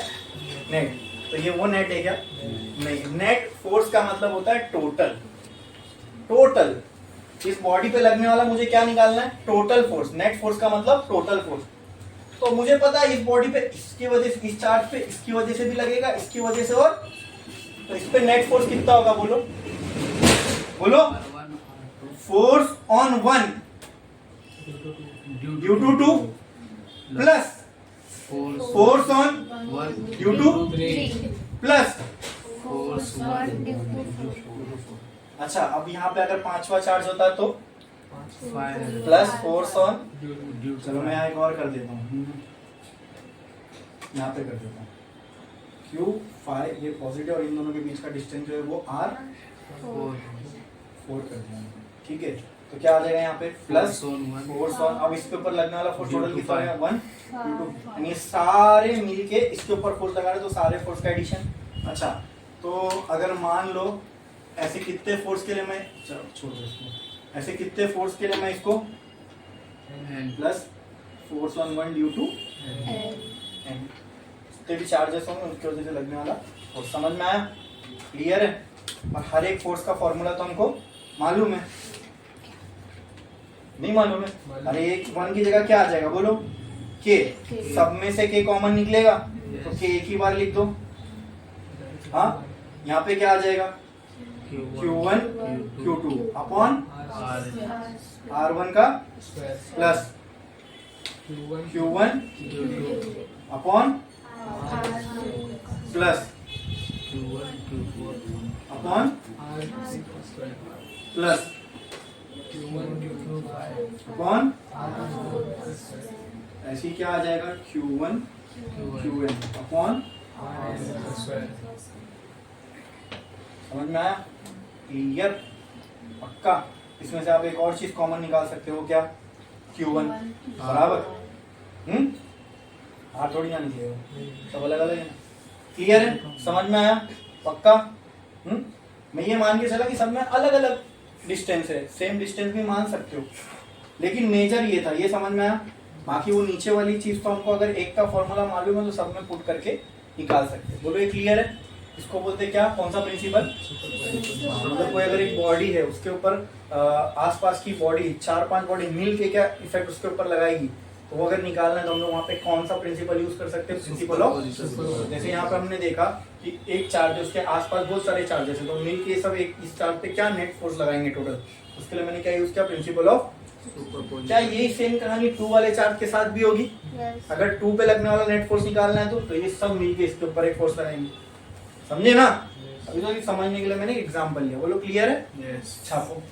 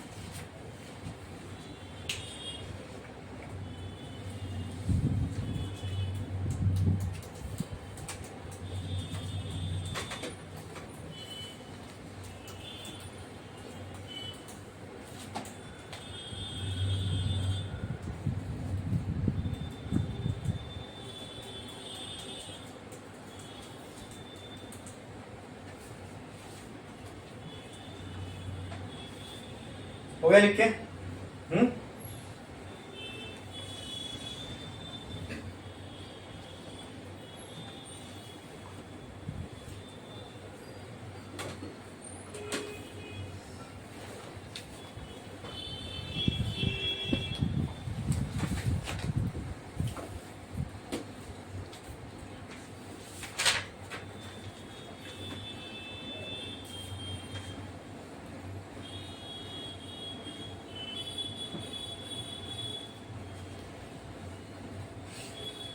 अच्छा, अभी मैं आपको पहले एक चीज बताता हूँ, इसके ऊपर हम लोग डिस्कस करते हैं, फिर नेक्स्ट पे हम लोग डेफिनेशन पे जाएंगे।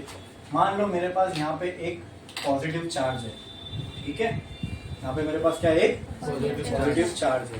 Okay okay okay. और यहाँ कहीं मेरे पास एक और पॉजिटिव चार्ज है।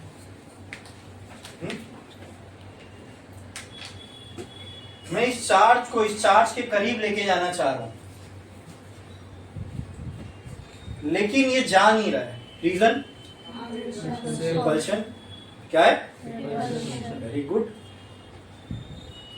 अच्छा, ये चार्ज इसको रिपेल कर रहा, मतलब ये चार्ज इस पे कुछ फोर्स लगा रहा होगा। बराबर? क्लियर है? तो इसमें किसी को कोई डाउट है? अच्छा, अब देखो ये बोतल यहां से यहां चली गई, तो कैसे गई? फोर्स से। किसने लगाया? मैंने लगाया। तो ये चार्ज इससे दूर गया, क्यों गया? फोर्स किसने लगाया? चार्ज लेकिन चार्ज ने लगाया, ठीक है, कैसे? अब मैंने तो हाथ से लगाया है ना, तो ऐसे ये चार्ज ने इसके ऊपर फोर्स कैसे लगाया? हम्म?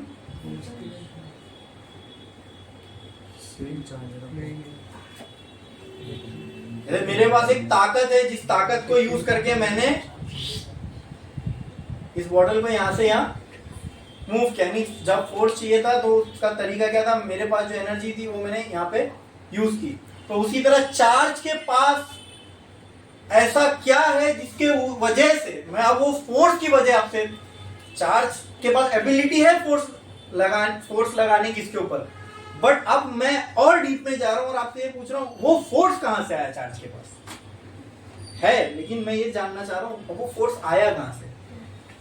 मैग्नेटिक फील्ड है चार्ज के पास। कौन सी फील्ड? मैग्नेटिक नहीं, इलेक्ट्रिक फील्ड है। इलेक्ट्रिक फील्ड है, मैग्नेटिक नहीं। कौन सी फील्ड? Electric field. ये चार्ज है ना। हाँ। तो इसको हम लोग इस तरीके से समझते थे। देखो, मतलब हम लोगों को इफेक्ट दिखा इसका। अच्छा, दिखती नहीं है ना ये, नहीं दिखती नहीं, इसको विजुअलाइज नहीं कर सकते तुम लोग, लेकिन इसका इफेक्ट दिख रहा है।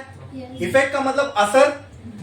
जब हमने इस चार्ज को इसके करीब लाया तो ये इसको धकेल रहा है दूर, तो अब दिख नहीं रहा है कि क्या चीज इसको ढकेल रही है, लेकिन इतना मालूम है अगर ढकेल रही है तो फोर्स लग रहा होगा। लेकिन ये फोर्स लगा कौन रहा है, ये दिख रहा है क्या? मीन्स देयर, क्या मैं ये बोल सकता हूं there is something invisible around the charge which cannot be seen but its effect can be seen। Yes मतलब चार्ज के आसपास कुछ तो ऐसी चीज है जो दिख नहीं रही है, लेकिन उसका इफेक्ट दिख रहा है, उसका। तो अभी फिजिक्स में आप कई बार ऐसी चीजों के अराउंड आओगे जहां पे आपको वो चीज नहीं दिखेगी, लेकिन उसका इफेक्ट देखने को मिलेगा। तो ऐसी चीजों को हम लोग फिजिक्स में फील्ड का नाम देते थे। क्या नाम देते थे? फील्ड। मतलब कुछ फैला हुआ है, एक फील्ड होती ना, फैली हुई जहां जाओ वहां तक, ठीक है। तो वैसी इस चार्ज के आसपास एक इनविजिबल क्या है? फील्ड है। ये हमने मतलब इसको समझने के लिए ये थियरी हमने बनाई क्या, कि अगर ये चार्ज अपने आसपास वाले किसी चार्ज को इफेक्ट कर रहा है, दैट इज बिकॉज कि ये चार्ज के आसपास हमको दिख नहीं रहा है, लेकिन कुछ तो है, एंड दैट कुछ तो को हमने नाम दे दिया फील्ड। क्या नाम दे दिया? एंड क्योंकि ये फील्ड इस चार्ज की वजह से है, इसलिए हम इसको बोलते हैं इलेक्ट्रिक फील्ड। कौन सी फील्ड? Electric field. अब अगर यहाँ एक मैग्नेट होता और उसकी वजह से आसपास कोई फील्ड होती तो कौन सी बोलते? Magnetic field. अगर कोई मास होता उसके आसपास कोई फील्ड होती तो उसको क्या बोलते? Gravitational field. क्या बोलते? Gravitational field. ठीक है, ठीक है। तो यहाँ पे इसके आसपास कुछ नहीं है, लेकिन फिर भी अगर हम इसके पास कोई दूसरे चार्ज को लाए तो इस पे इसका असर देखने को मिलता है। बराबर, पक्का, ठीक है। तो इतना तो समझ में आया, कुछ तो है, तो कुछ तो क्या है वो हमको नहीं मालूम, तो उसको हमने एक नाम दे दिया, क्या? फील्ड। अब क्योंकि ये फील्ड चार्ज की है, इसलिए we call that field as electric field. अब कुछ तो नाम देना ना, आगे जाके मालूम पड़ा भाई कुछ मैग्नेट के अराउंड भी ऐसी कुछ होता है, दिखता नहीं है, लेकिन दूसरा मैग्नेट लाओ तो दूर जाता है या नजदीक आता है, मतलब मैग्नेट भी दूसरे मैग्नेट को असर कर रहा है, मतलब मैग्नेट के भी आसपास क्या होगी? तो अब भाई ये भी फील्ड वो भी फील्ड, तो चलेगा नहीं ना, नाम चेंज करना पड़ेगा। तो चार्ज की वजह से बनने वाली को इलेक्ट्रिक फील्ड और मैग्नेट की वजह से बनने वाली को मैग्नेटिक फील्ड। आई बात समझ में? क्लियर है? पक्का? इसमें किसी को कोई डाउट है? ठीक है, तो इतना समझ में आया दोस्तों कि चार्ज के आसपास अराउंड में कुछ तो होता है, एंड दैट कुछ तो is called as field, and क्योंकि वो चार्ज की वजह से उस फील्ड को हम क्या नाम देते हैं? Electric field. क्या नाम दे देते हैं? Electric field. इसको रिप्रेजेंट करते हैं कैपिटल ई से, and it is a vector quantity. ठीक है, कैसी है ये? एक वेक्टर, मतलब इसका मैग्नीट्यूड और डायरेक्शन दोनों होगा। ठीक है, ठीक है, बोलो इतना क्लियर है? Electric field, okay okay okay okay. अच्छा, क्या यही वो फील्ड है जिसकी वजह से किसी दूसरे चार्ज पर फोर्स लग रहा है? Is this electric field responsible for application of force on some other charge or any charge which is in the vicinity of this charge? Vicinity बोले तो आसपास. हाँ हाँ बोलो क्लियर है, बोलो क्लियर है, अरे बोलो ना. हाँ तो कहना ऐसे, तो क्या मैं इलेक्ट्रिक फील्ड को ऐसे भी डिफाइन कर सकता हूँ? Electric field is defined as the force applied per unit charge. मतलब अगर कोई चार्ज है तो उसके पास क्या होगी, आसपास क्या होगी, इलेक्ट्रिक फील्ड होगी. और उस अगर इलेक्ट्रिक फील्ड में किसी चार्ज को लेके आ जाओ तो उस चार्ज पे ये वाला चार्ज क्या लगाएगा, फोर्स लगाएगा. That is why electric field can also be defined as force applied per unit charge. अब ये जो फोर्स लग रहा है किसकी वजह से लग रहा है, किस पे लग रहा है, तो ये फोर्स क्या, कौन सा फोर्स कहलाएगा? अभी तो हमने देखा ना, एक चार्ज दूसरे चार्ज पे जो फोर्स लगा था उस फोर्स को क्या बोलेंगे? वेरी गुड, उस फोर्स को क्या बोलेंगे? Electrostatic force. जिस पे लगाएगा वो चार्ज कहाँ आएगा, नीचे. यही बात समझ क्लियर है? जैसे अभी यहाँ पे ये वाला चार्ज है, अगर मैं इसको नाम देता 2 तो यहाँ पे क्या आ जाता, जिस पे फोर्स लग रहा है वो वाला चार्ज इधर आ जाएगा. बोलो क्लियर है, समझ में आया? अब for the sake of uniformity हम इसको खाली क्यों रखते हैं, ठीक है? जो भी चार्ज होगा वो इधर आ जाएगा. बोलो क्लियर है, समझ में आया? फोर्स की यूनिट क्या होती है, चार्ज की. इलेक्ट्रिक फील्ड की यूनिट क्या हो गई, न्यूटन पर कूलम. समझ में आया? क्लियर है? ये होती है इलेक्ट्रिक फील्ड. क्लियर है? इसमें किसी को कोई डाउट? पक्का? इलेक्ट्रिक फील्ड क्या है? ये है एक imaginary field around the charge which effects any other charge in the vicinity of it. Clear है?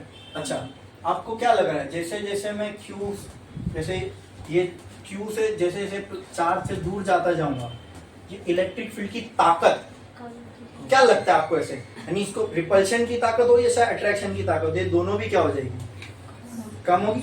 लग रहा है आपको होगी कम? महसूस हो रहा है ऐसा कि नहीं हो रहा है?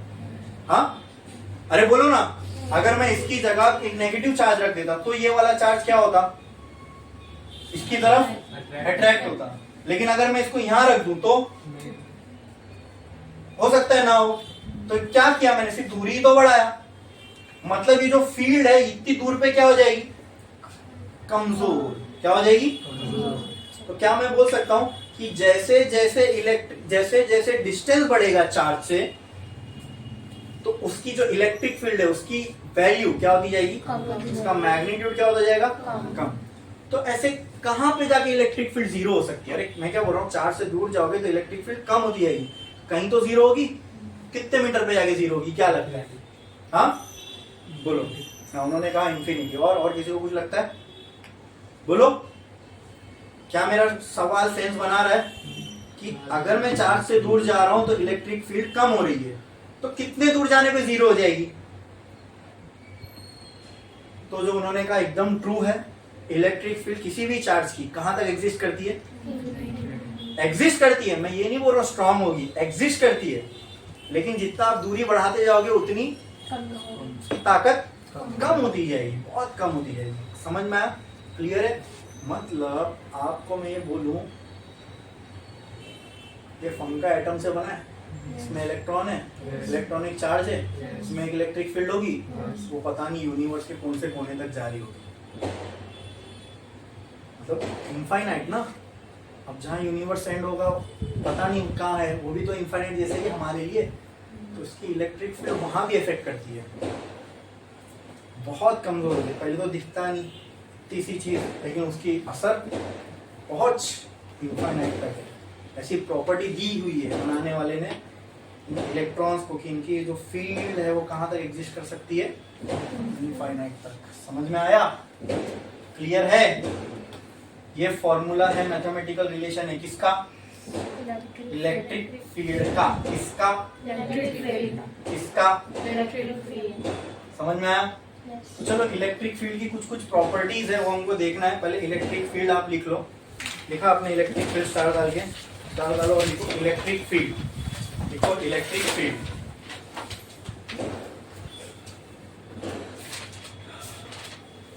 It is an invisible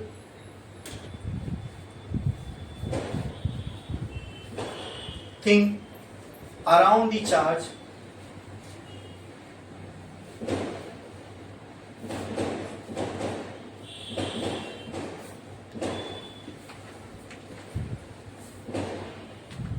due to which a charge attracts or repels any other charge. Due to which a charge attracts or repels. Due to which a charge attracts or repel any other charge.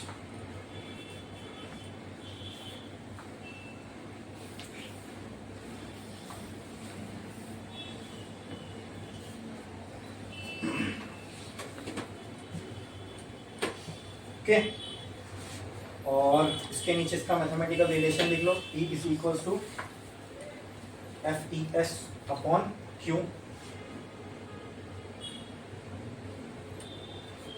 और इसका unit भी लिख लो.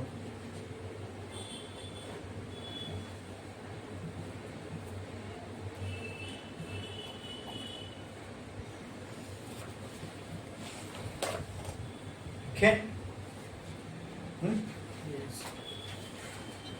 अब ये हमने देखा electric field क्या होती है. क्या होती है खाली अभी ये ब्रीफली समझा हमने क्या होती है. क्या होती है इलेक्ट्रिक फील्ड?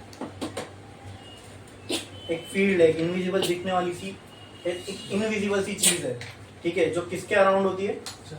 क्या ये पॉजिटिव चार्ज के अराउंड होगी? नहीं, नेगेटिव के भी अराउंड होगी, ठीक है. जिसकी वजह से क्या होता है, एक चार्ज को ये क्या एबिलिटी दे देता है, उसकी वजह से ये हाँ फोर्स अप्लाई कर सकता है किसी भी दूसरे चार्ज के ऊपर, और उससे क्या होगा दूसरे चार्ज को, या तो वो चार्ज इसकी तरफ अट्रैक्ट होगा या वो रिपेल होगा. क्या एकदम क्लियर है इलेक्ट्रिक फील्ड का डेफिनेशन? हाँ क्लियर है, क्योंकि इलेक्ट्रिक फील्ड अपने आसपास वाले चार्ज के ऊपर रिस्पॉन्सिबल है फोर्स लगाने से. जो फोर्स अट्रैक्शन और रिपल्शन के लिए रिस्पॉन्सिबल होगा, we can also define electric field as, ठीक है, फोर्स पर यूनिट चार्ज. तो एक और डेफिनेशन लिख लो इलेक्ट्रिक फील्ड का. इलेक्ट्रिक फील्ड, ठीक है, 2 डॉट डालो और लिखो electric field can also be defined as force, electrostatic force per unit charge. Electric field can be defined as electrostatic force per unit charge, per unit charge, ठीक है. Exam में electric field को define करना है तो आप ये definition directly लिख सकते हो. Electric force can be defined as force, electrostatic force per unit charge. क्या ये डेफिनेशन देख के डायरेक्टली इसका मैथमेटिकल रिलेशन नहीं आ रहा है? पर यूनिट का मतलब डिवाइड, पर यूनिट का मतलब जहां पे भी आपको पर यूनिट दिखे मतलब समझना पर यूनिट जो भी आगे बोला है वो डिवाइड में होगा. यहाँ पे क्या बोला है, पर यूनिट, तो यहाँ डिवीजन में क्या है नीचे चार्ज. बस ये डेफिनेशन से आप डायरेक्टली इसका मैथमेटिकल रिलेशन बना सकते हो. तो क्लियर है, ठीक है. अच्छा, अब ये इलेक्ट्रिक फील्ड है ना, इसकी कुछ प्रॉपर्टीज है, इसके बारे में भी हमको अच्छे से कुछ समझना है. और जब हम उसको अच्छे से समझेंगे तब हम इलेक्ट्रिक फील्ड को जब हम और अच्छे से समझेंगे तो हम चार्ज के बिहेवियर को भी और अच्छे से समझ पाएंगे, ठीक है. वो देखेंगे हम लोग, लेकिन एक ब्रेक के बाद.